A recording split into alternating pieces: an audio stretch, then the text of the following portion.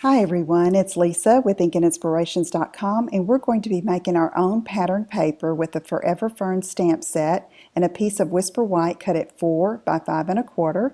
I've got some scrap paper underneath, and I'm starting out with a light color, which is soft sea foam, and I'm just randomly stamping over the piece of Whisper White.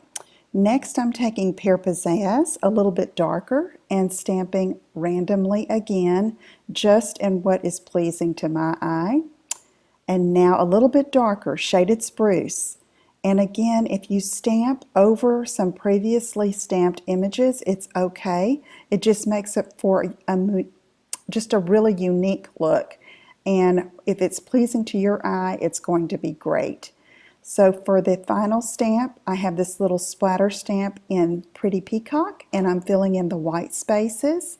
And so now we have our own piece of pattern paper, and here's a sample card that I made with one just like this, and I put a piece of vellum over the top to make it really special. So if you have any questions, let me know. Please give this technique a try and let me know if I can help you with anything. Thanks so much for tuning in, and I will see you again soon.